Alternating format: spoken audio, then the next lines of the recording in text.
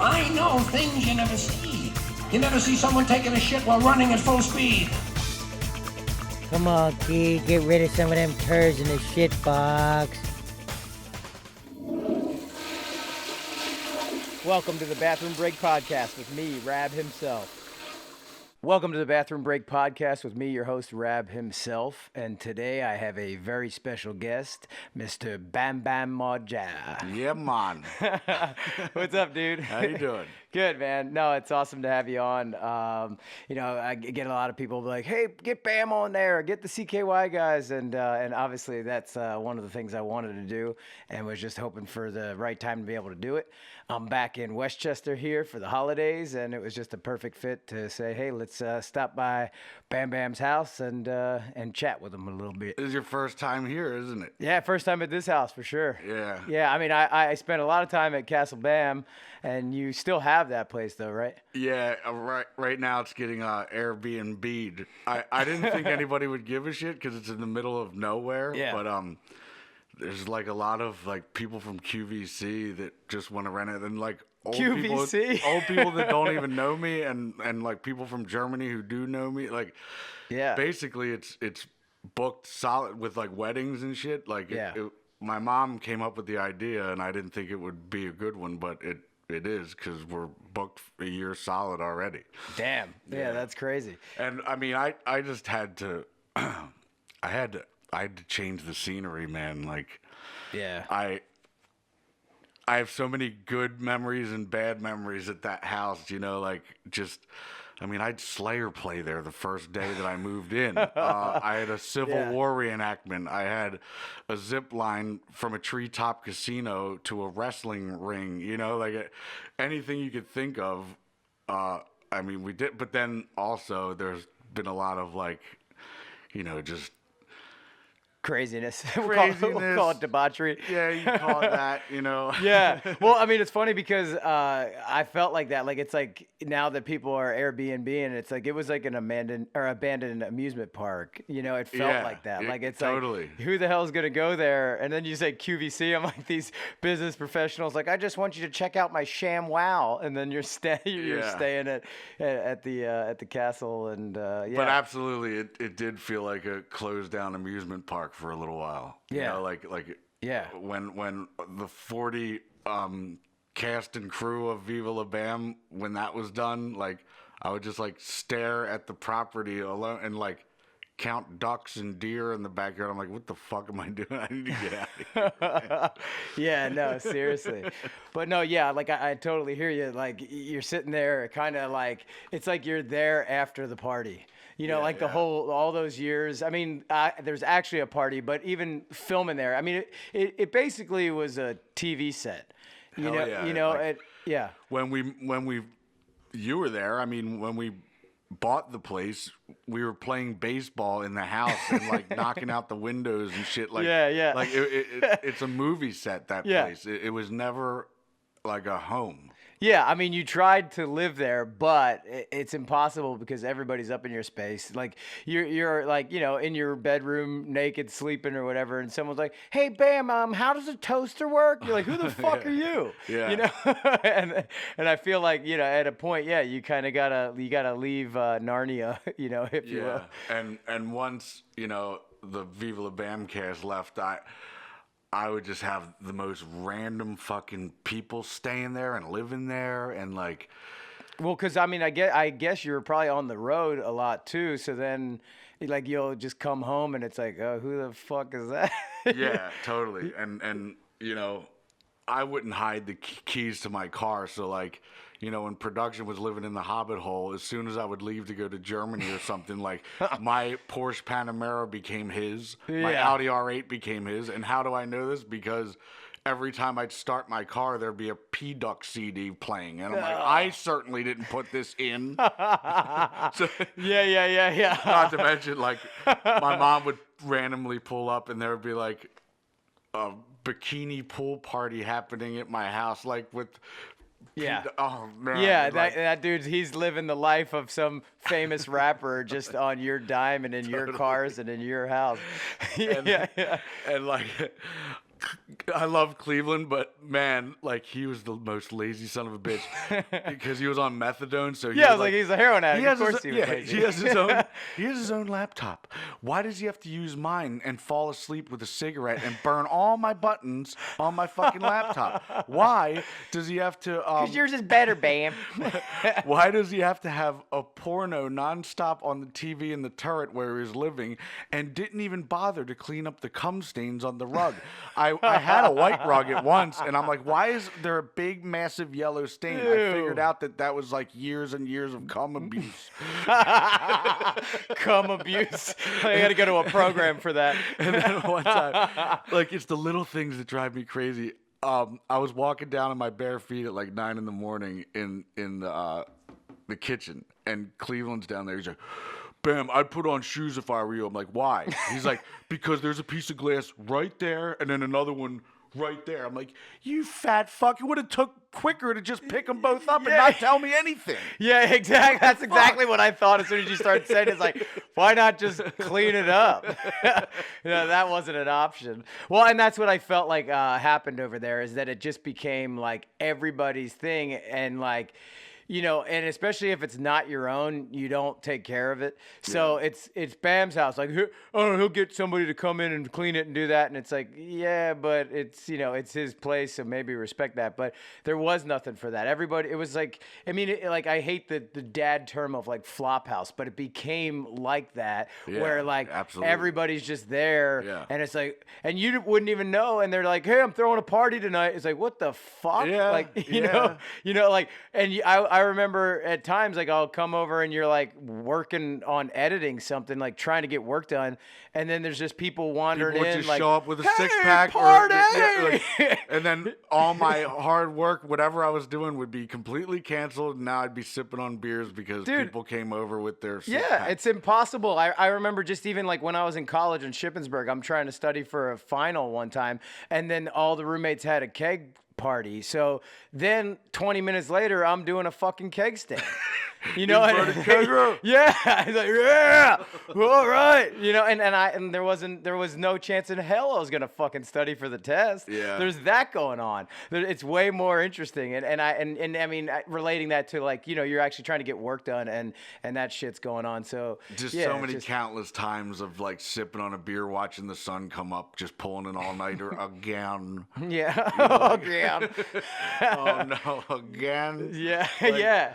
I know. So now I'm 39 years old. So like when I ever see the sun about to come up, which I hardly ever do now, I'm like, yeah, time to go to bed. You know how much you hate this. You know how much you hate this. Time to go to bed. Yeah. Going to Jake's bar at 7 a.m. is not fun anymore. Remember that? Remember that? Well, and that's the worst part. I think we were talking about a minute ago. Is like the worst part is like then when you're like time to go to bed, then you just stare at the wall like, come on, fall asleep, come on, and then it won't happen, and then you end up trying to find a way to fall asleep. Sleep the day away. And then wake up and it's bar clock at 7 again, and you go right back into town.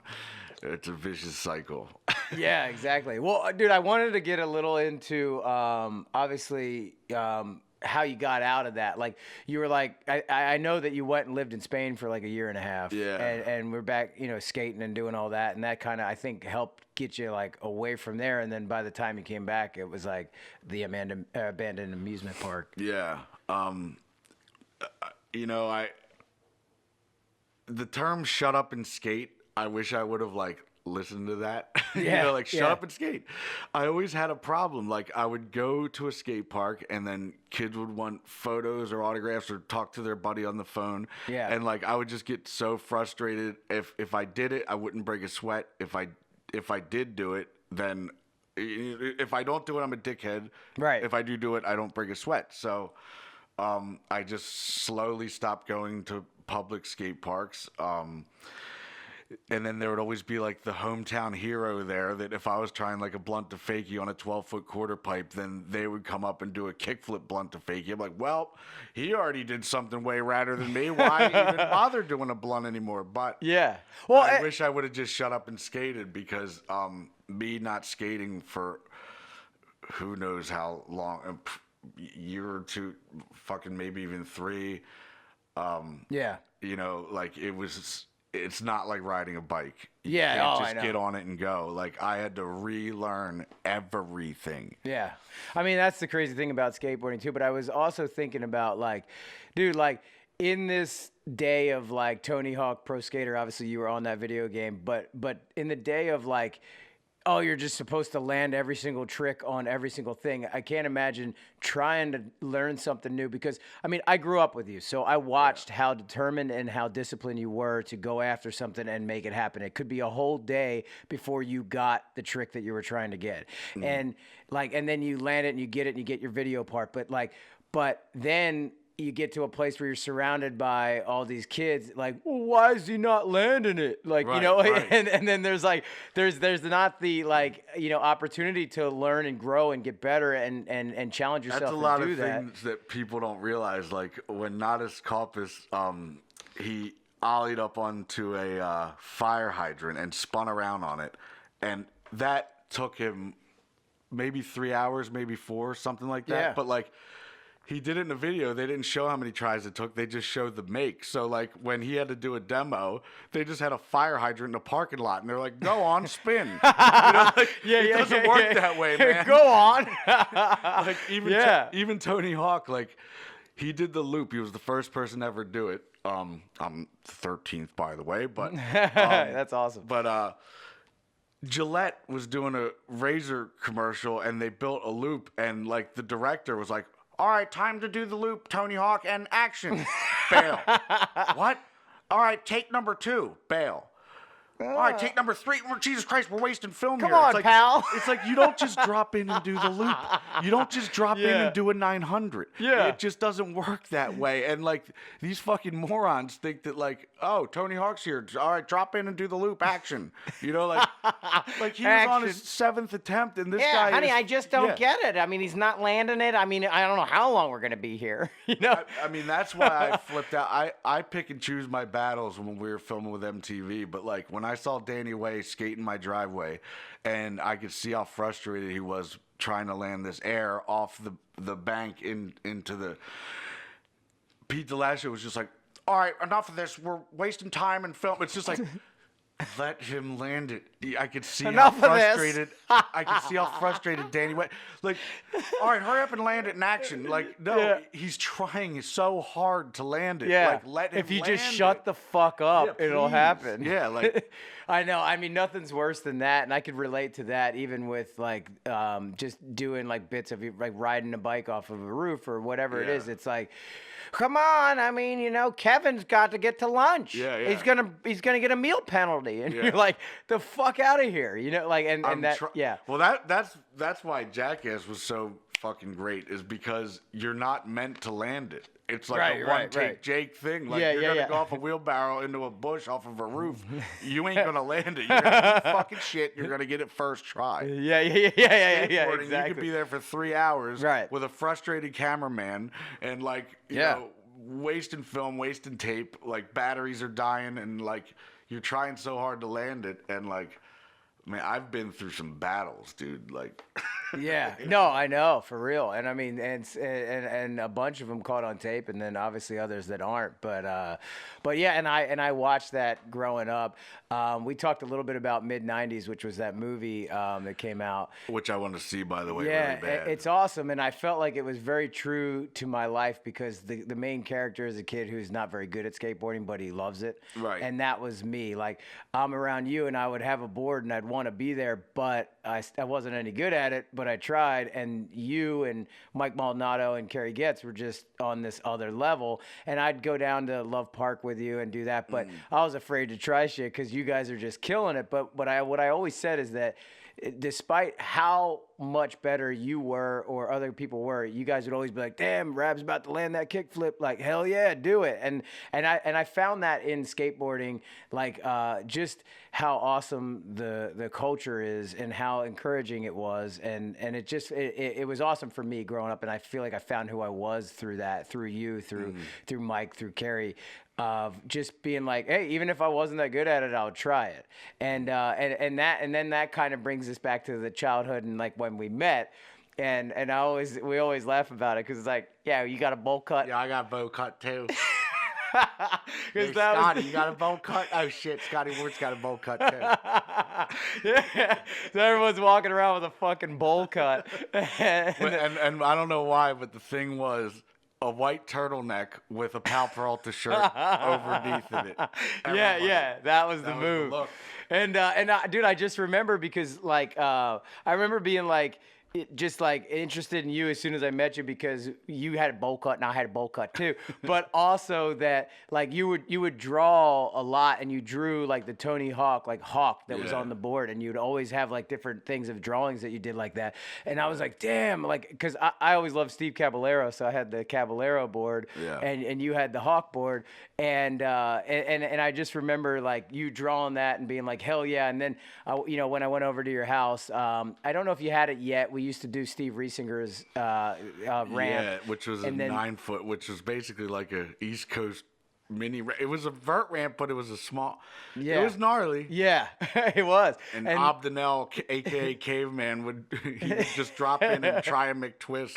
He never landed it, but he tried and tried. Yeah. That was his thing. But it looked awesome, and then dude, and then I remember because then your dad built 2 ramps in your backyard, and that was so cool because I mean your house became the hangout. Everybody was there skating, and I just remember you like ollieing off the roof of like the fort into the ramp, and just going for it like that, where I'm just trying to drop in on the little guy, and eventually I was able to drop in switch and do that. And once I actually had a mini ramp in the backyard, I was so pumped on it that like I would wake up at 6 a.m. and skate the mini ramp before my bus stop at 7 a.m. Yeah, I would put my skateboard in a duffel bag. I'd bring it to school. Even in school, I couldn't even concentrate because I was just too busy drawing like half pipes and doing little if there was finger ever a flips. report, like if it was Black History Month, like Alfonso Rawls. Who the hell's Alfonso Rawls? Best black skater ever. You know, everybody else is doing, Michael Jordan and Right. The standard fucking But your mind was in that spot, and I remember that always. I mean, I just remember like the sticker car, like the banana boat. Your dad picking us up, and he would actually write me a doctor's note to get out to go to Cheapskates. Yeah. And I'd be out there hanging out, and like I said, just messing around, barely trying to land like a board slide or something, but I couldn't do it. But I wanted every excuse to get out there with you, and just along the way, growing up, it was like that. And obviously, you took off to a whole nother level of of skateboarding, and you were in the mix with everybody at a very young age. Obviously, you stood out. But I just remember those times as some of the best times ever, dude. Like getting in that car and going to find a ramp or going to find stuff like just driving around fucking like parking lots and in the back of like grocery stores just to search for spots. Yeah, and that's the coolest thing. And I think I learned, I would say I was more of like, a sideline guy, but I learned a lot through that of seeing like the creativity that's involved in skateboarding is like, you want to get this new spot that you found, that the new trick that you're going to do right there. And that's super cool. And it takes creative thought, to get to that. That's why skateboarding is so rad, because the possibilities are endless. Like, honestly, like you could grind this table, you could grind that, you could wally off of a tree onto a rail. You could anything you could think of.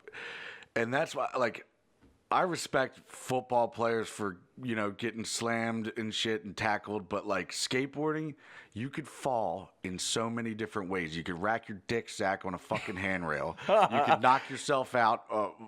Not even will. Yeah, will. Like, you could fall. There's so many different ways you could hurt yourself skateboarding. Yeah. No, and I think that's what was really rad. Like when you mentioned like walling off of a tree into a thing. Like what was really awesome about your style of skating was that you saw potential in that. If you saw a roof on some random building, you're like, I got to drop in on that. Yeah. And that kind of stuff was really cool because it's like an expression of self, which it's an art and it's a sport. And it's everything in between that, and it's cool to witness that, because then you see like, okay, I'm a fan of watching Jeff Raleigh, like, and I love watching him skate, but then I love watching you skate because yours is a different style than his. You both skate street, but then it's totally different. That's why I love the fact that you could wear what you want. You could decorate your skateboard how you want, and if you enter a contest and you lose or don't do so well, it's your own ass. If you're like the goalie of a soccer team and the ball goes in, then it's like you're the fuck ass who let the ball go through. You know, like you know what I mean? Like in hockey, you know, like Right, and it's like this team thing. yeah, well, we would have won if fucking goalie dipshit didn't let the fucking puck go through. You know what I mean? Like yeah. Goalie dipshits over there, just like ah. And if you do get the puck and it doesn't go through, then you did your job. So you're in like a no-win situation. Yeah, and it's just kind of like, oh, cool. Yeah, I expected you to stop that one. Wouldn't that be the worst feeling? Like, say it's the final little league season, whatever, and like you're the fuck ass who was in left field and they hit it right to you and you didn't catch it and you lost the game all because your pussy ass didn't catch the ball. That would be such a terrible feeling. Everybody the whole team looking at you like, we did our part. Yeah. Terrible feeling. Exactly. Yeah. So yeah, that is a cool thing about skateboarding is you're responsible for you and you alone, and kind of on that mission for it. But it's cool to watch each other too, though, because you hype each other up. Like if you see that Andrew Reynolds did something insane, like it amps you up to 100%. Like you could, if there's like a session going on, especially on a mini ramp, like if somebody does something gnarly, it gets your adrenaline going to try something even harder, and like you'd be surprised what shit you can land when the hype and the adrenaline is going. Yeah. Damn, that's crazy. So when you went over to Spain, like that was your mission, right? You were like, look, okay, I can't avoid that at the local skate parks. I can't avoid kids coming up and doing that. I need to get over somewhere where I can just kind of get back on my board and not be bothered. And especially Spain, everything is just marble. There's banks everywhere. You barely even have to look for spots because they're just everywhere. And they don't kick you out. They consider it an art form if you scratch up the ledges. If you go into Philly and I'm not going to be 38 years old running from a fucking security guard anymore. It just ain't going to happen. I'm not going to run and I'm not going to deal with it. Yeah. So I figured Spain would be the best place, and my buddy Winkle, who films, he was that's what's rad about Winkle. He's down to film anything at all times, which motivates me to try something harder. But even if I was doing a crookie grind on a ledge, he would break out the camera and film it. It that's doesn't awesome. matter. He's just stoked to be filming. So yeah. But I had to relearn everything, man. I remember I was in Lithuania, and I probably haven't skated in 2 years, and I was like just staring at this skate park, sipping on a beer, crying. And Nikki was just like, "Why don't you just go skate?" I'm like, "I'm too embarrassed. Like I'm not gonna. Yeah. I'm not gonna nose slide some fucking ledge and wreck 10 times in front of all these kids and people." Yeah, no, exactly. And like you mentioned earlier, dude, skateboarding's not like riding a bike. Yeah. It's like if you're not doing it constantly, it goes away. Mm-hmm. And that's kind of a hard thing. I at this point I have a board, but I cruise around, but I don't try anything, you know. And I realized when I was younger I could do a couple more tricks, but I can't now. And I don't even want to really wreck myself because as you get older, you're like, I don't feel like eating it. And one of the best things about being retired or not being pro anymore, they still make BAM decks, and it's awesome that people still buy. I mean, they sell out as soon as they make them still with Element, but I'm not obligated to do anything anymore. I don't have to worry about a magazine photo. I don't have to worry about jumping down X amount of stairs. I just have fucking fun. Yeah. I cruise around if I want to cruise around. If I feel like trying a trick, I'll try a trick. There's no obligation, and it's more fun that way. It's not a job anymore. Dude, that's awesome. Yeah, because I feel like at some point that amount of pressure has to really get to you. Totally. I mean, a trick a day keeps the team manager away. When it becomes that way, it takes kind of the fun out of it. Like, Yeah, definitely. oh shit, there's only 3 hours of daylight left. Shit, I need to get to Philly and do a fucking trick because I need to get an ad, for fuck's sake. You know, it's stressful. Yeah. Well, I wanted to talk, a little bit about, filming just random stuff like the CKY videos and Haggard and all that stuff because, the kind of the way I remember it is like Phil always had a video camera, growing up, Yeah. and he'd be filming you skateboarding, but also like Jess and Hannah and me and even Tim Wildermuth and stuff would shoot these stupid little bits. Yeah. And then it became like, oh, let's go up to Denny's and change the sign because it's gonna say "fuck ass," or whatever on there, and then like let's steal from the buffet at Wendy's or shave my head and go to Denny's and Because Yeah. you were now wanted the senior discount. yeah. Like those bits were hilarious, and I feel like we were just young doing dumb shit, and obviously Mr. Rob's graphic arts just lent itself to filming during the day at school too, and that's what's so crazy about being young and just fucking, like if you're 15 or 16 and you pull up to a Wendy's drive-through and order a soda only to throw it right back at the fucking lady that gave it to you. That shit's fucking funny when you're 16. Yeah. If I did that at 38, people would be like, what the fuck is wrong with you? Arrest Bam that belongs in guy. a mental institution. What the fuck is he doing? Yeah. Like, when do you define or when do you draw the line of when it's funny or not anymore? If I kick my dad's ass while he's taking a shit right now, people be like, what the fuck? That's abusive. There's a 40-year-old beating up a 65-year-old. What the fuck is Yeah, going on? exactly. Like, this is wrong. He belongs in a mental institution. But when I was 16, it was fucking funny. Yeah, exactly. No, it was so funny, and I think that was what. Yeah, it was like you don't have any cares, and there's nobody like judging or any of that. It's just these kids will be kids, kind of a mentality. And at that point, it was what was really fun. I was talking with Franz a little bit about it, but just being young and going, damn, okay, well, Bam's always, he's motivated obviously with skateboarding, but he's motivated to film other stuff to add to his part and that continued to like, stretch with Ryan, with me, with Rake, with everybody. Like everybody was willing and ready to go film something, and like you didn't have to be like, oh, like sorry, like. I feel like I was on such a mission. Like, there was never a moment where I didn't know what I wanted to do. Like, there was always like, I want to go to FDR and try this skate trick.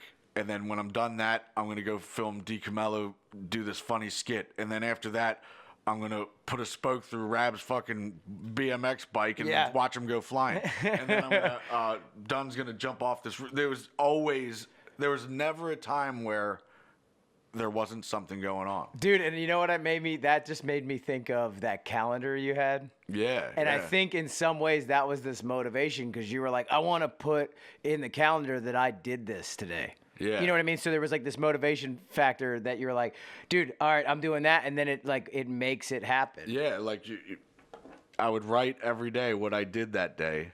And if you see stars on it, that means I fucked. Yeah. but there was only, out of the whole year of a calendar, there was probably only 4 dates where I wrote like I didn't do fucking shit today.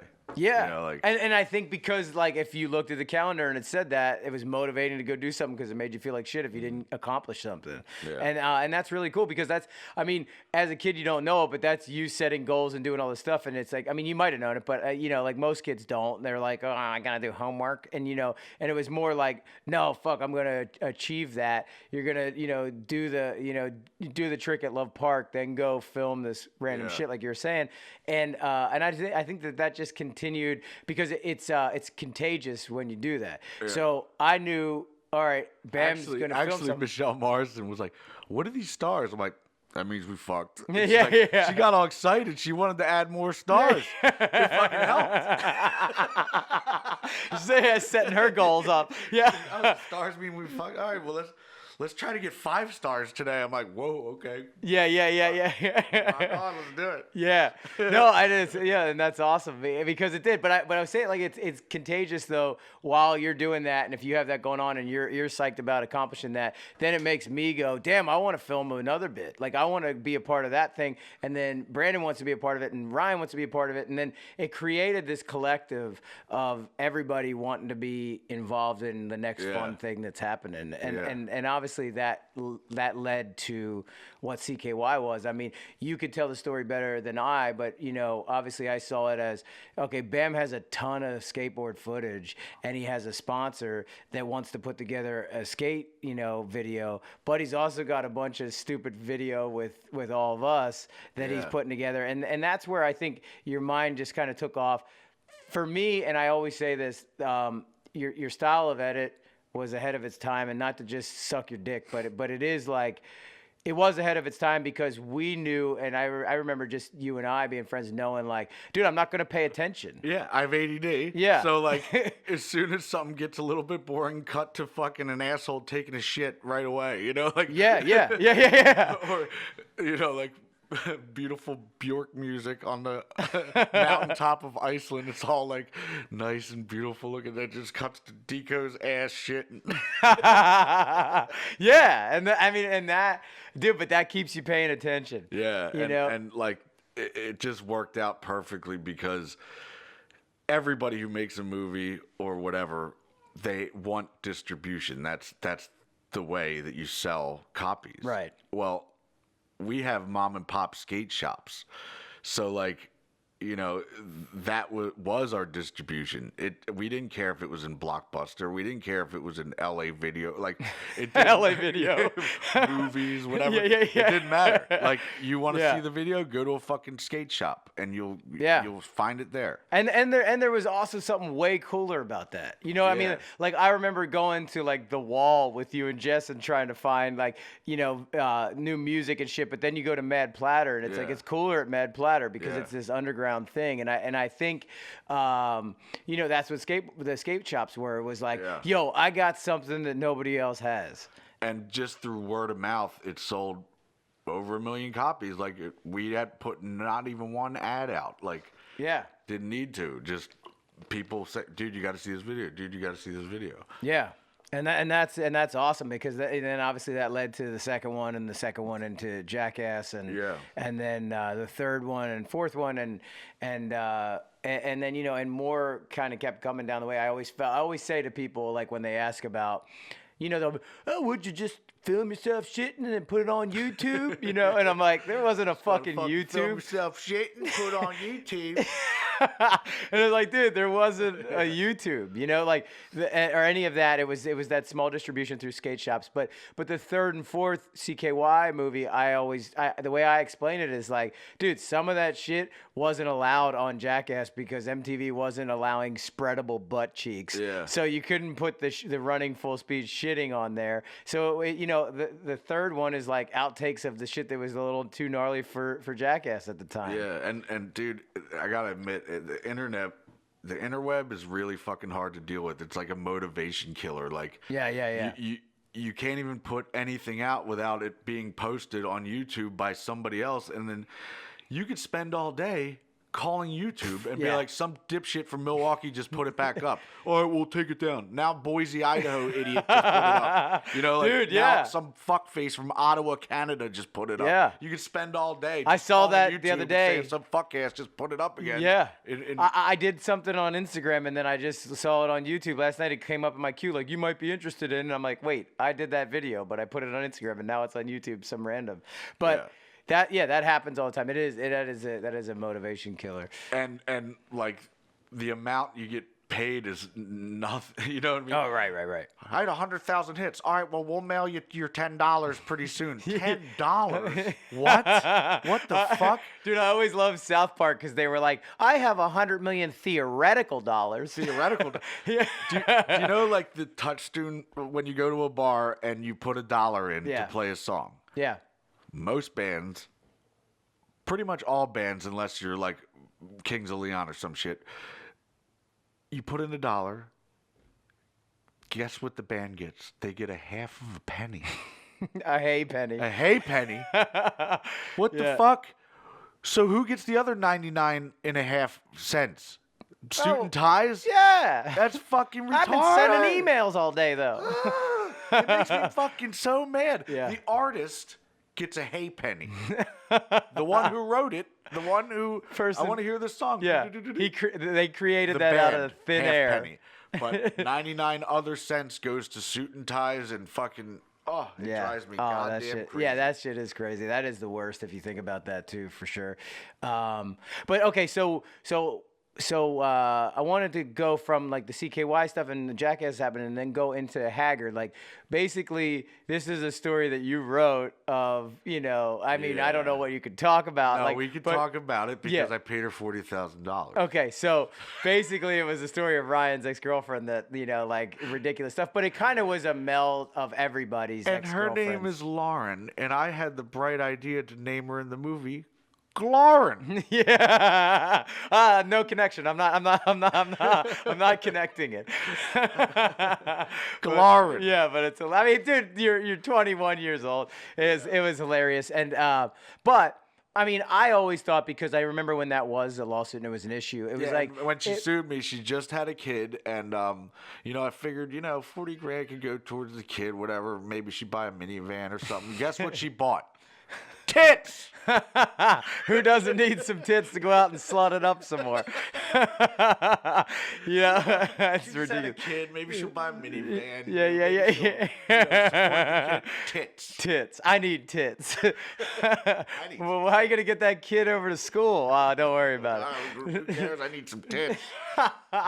Dude, I mean, yeah, it's ridiculous. But I always thought, like, that story was like, dude, there was a mix of everybody. Like, you, Oh, yeah. you thought about, like, oh, shit, of an ex-girlfriend of mine, an ex-girlfriend Yeah. of yours, an ex-girlfriend of Ryan's. All that was all kind of put into one. Yeah. And then it became, oh, well, it's all about me. It's like, well, you were so slutty, you don't even know what you did. Yeah.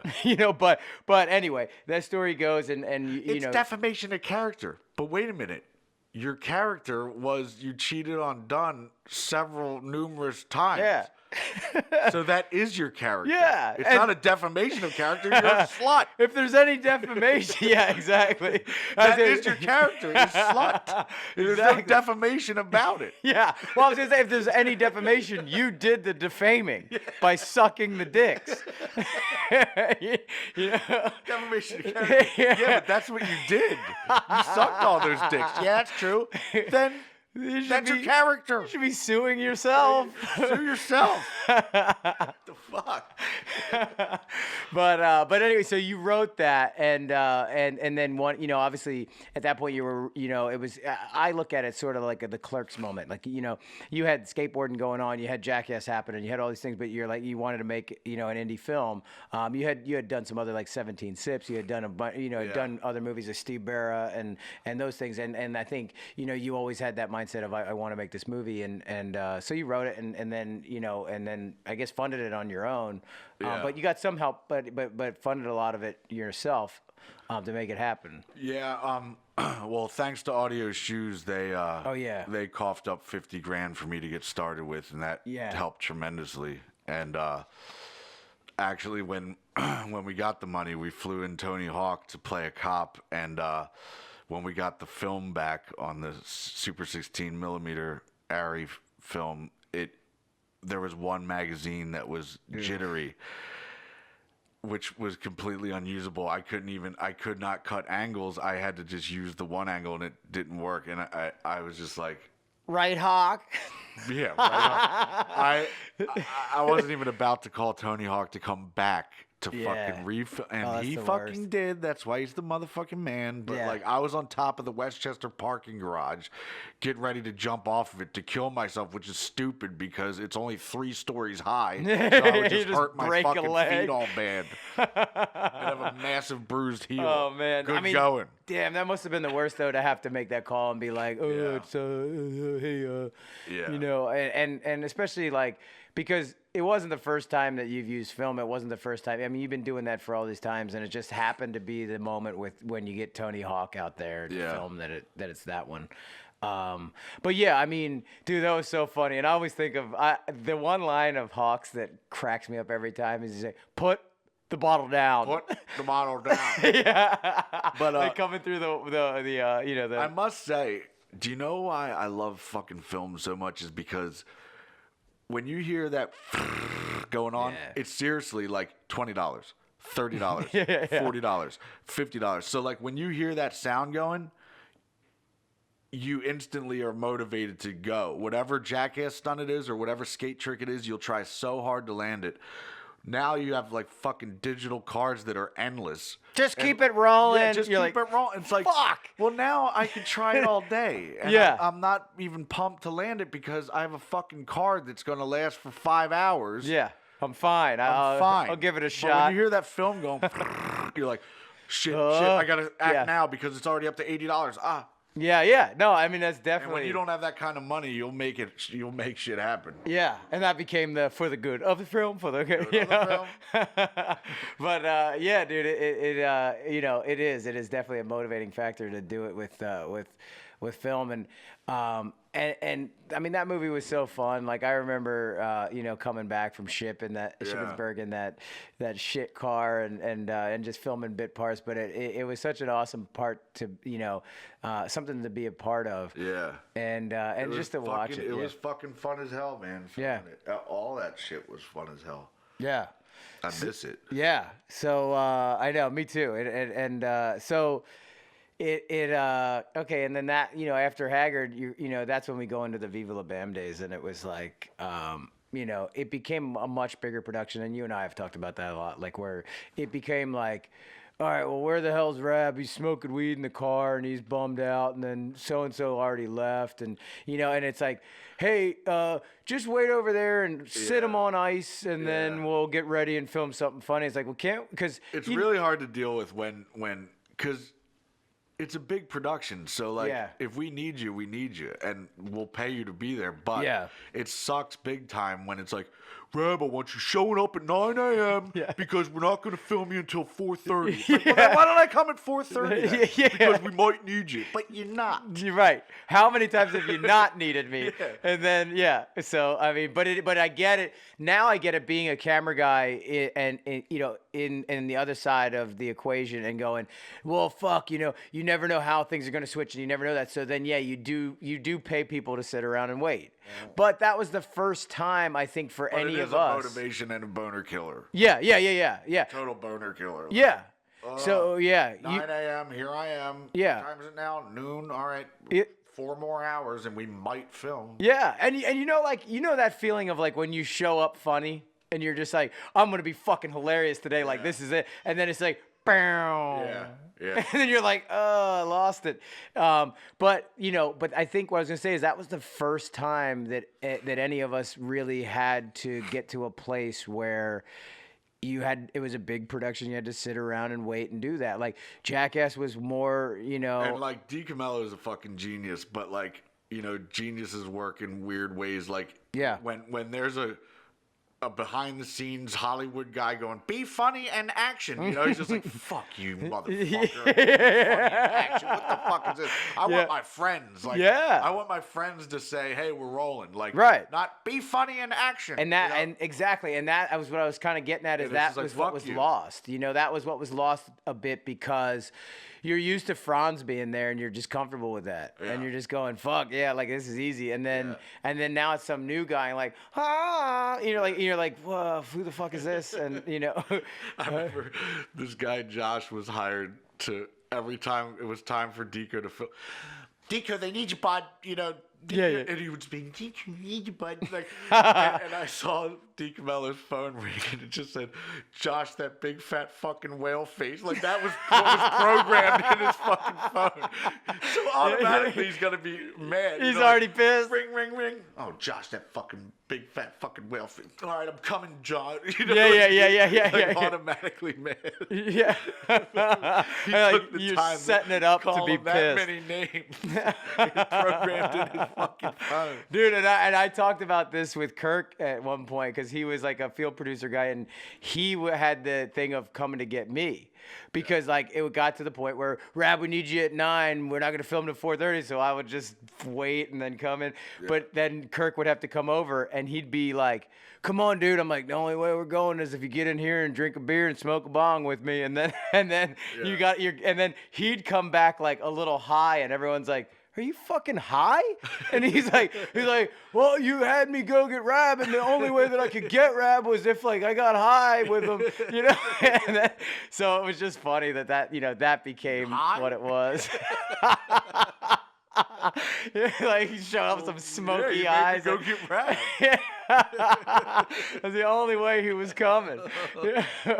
But no, man. I mean, despite all that stuff, though, there was so many good times and so many fun times. I remember like going all around Europe on the tour buses and stuff. Because it was funny. Like when I was young, I backpacked around Europe, so it was this ghetto way of going around Europe. And then I went in like these little crappy little van things with CKY in the beginning of that. I went with them, and then we go to this big tour bus and travel in style with the show. And it's like you're at this nice hotel where on the CKY thing you're like trying to pour like a bottle of water down your pants to clean your dick off, you know, like, and then like there you're like taking this nice bubble bath, and you know. I love that because MTV, you know, they have to do this for safety purposes, and rules are rules, but like there's a safety guy there, and like he had to make his job, you know, notice, but he couldn't just let everything go. So there I am up on a roof getting ready to drop in on it, and he's like, "Now, Bam, before you drop in, how do you plan on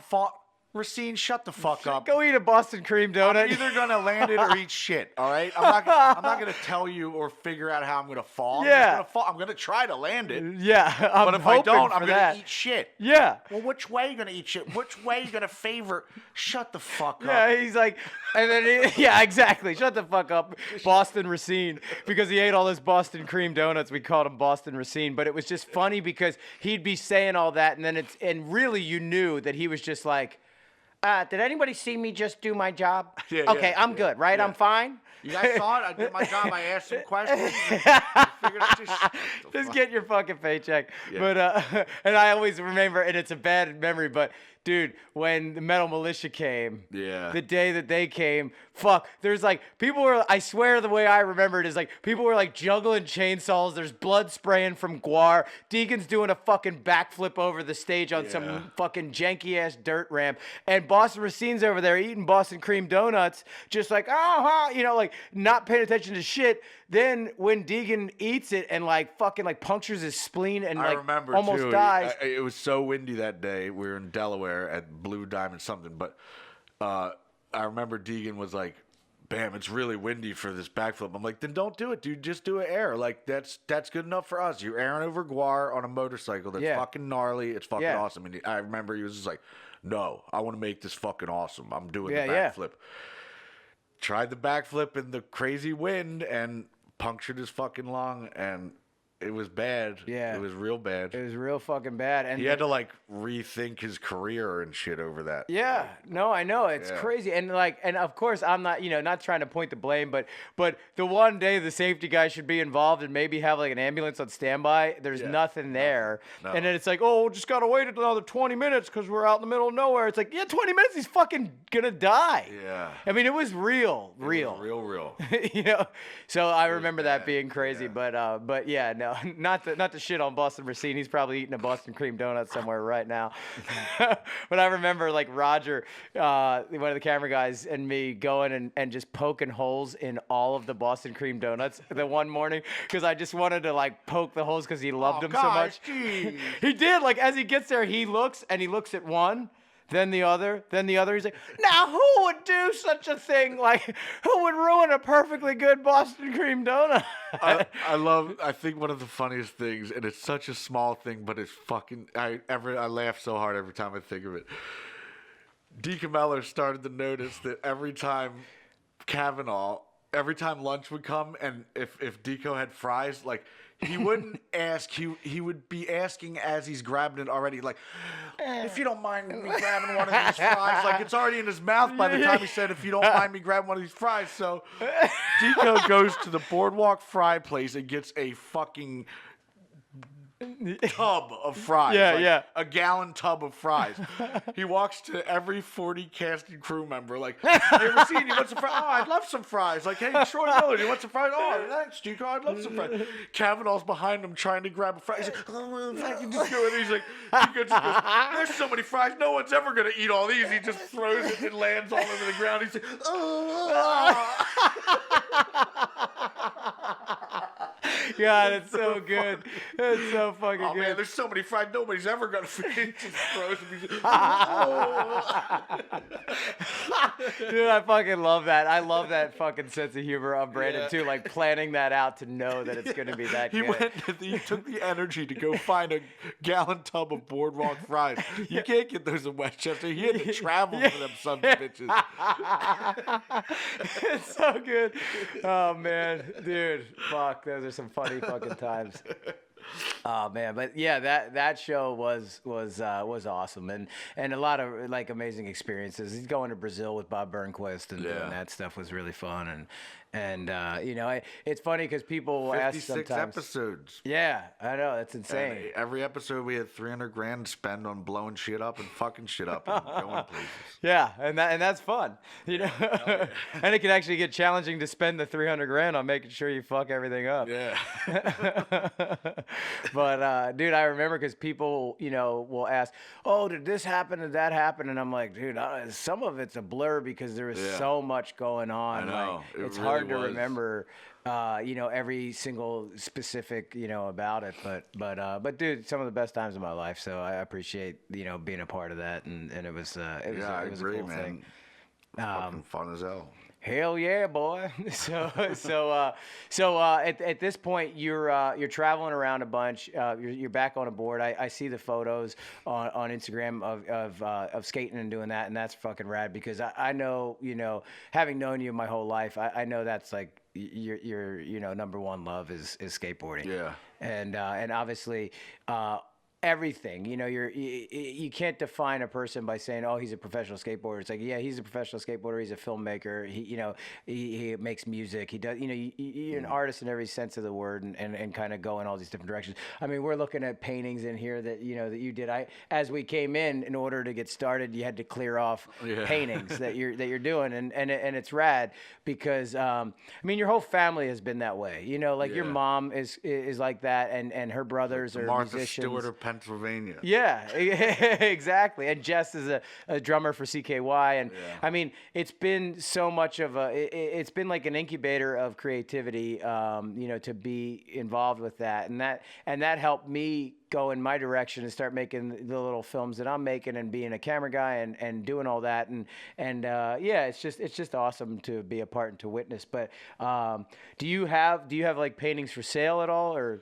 Yeah, I do, but I actually have like 300 canvases that are undone. They're all half done, and it drives me crazy because I feel like if the paintings aren't done, my life is not in order. Like, you know what I mean? It's hard to explain. Like, you get obsessed on it, and you I gotta have all get it these done. unfinished paintings. That means that like my fucking brain and thoughts are unfinished. You Yeah, know? Like, yeah. I can't explain it. Yeah, they're scattered, and no, I get that totally. Yeah. But yeah, that's awesome. I don't know where do you find them? Like, if you wanted You to go get to something. Bam Margera artwork.com. Okay. There's some for sale there, but I actually have a whole shitload of new ones that I haven't even posted up yet. But, Okay. And you know what I always wondered, like, is there a place for like the CKY like videos or Haggard or things like that where you could like, is it on iTunes or is it? I actually don't know. I mean, fucking YouTube kind of ruined that shit. You could just type it anything and see it instantly, and no one gets paid for it. It fucking sucks. I love the days when you made a video, you print it, and then people buy it. Yeah. What is that What's like? the problem? Well, it's funny that I guess Lars from Metallica had that right way before everybody else. And people were like, oh, you're bitching him out and he's rich. It's like, well, he is, but what about the artists that are struggling he to... was looking out for the struggling artists. Yeah, exactly. And it is tough because you can find it on YouTube, but there are the people that still want to own a physical copy. You know, like I'll have people ask me that, like, dude, I want to just get a physical copy of the CKY videos or Haggard or you know or whatever. And I don't know, is there somewhere to buy a physical copy of it? That would be a Jesse Margera question. Okay, I was like, my guess is as good as yours. Okay, yeah. Well, then we'll have to get Jesse Margera here on the podcast to figure that out. Let's call up that son of a bitch. Get that bitch over here. Yeah. Well, dude, it's been awesome sitting down and chatting with you, and it's always good to see you. And I love you, yeah. brother. And hell yeah, thanks for doing that. Yeah, love you too, man. Yeah. All right.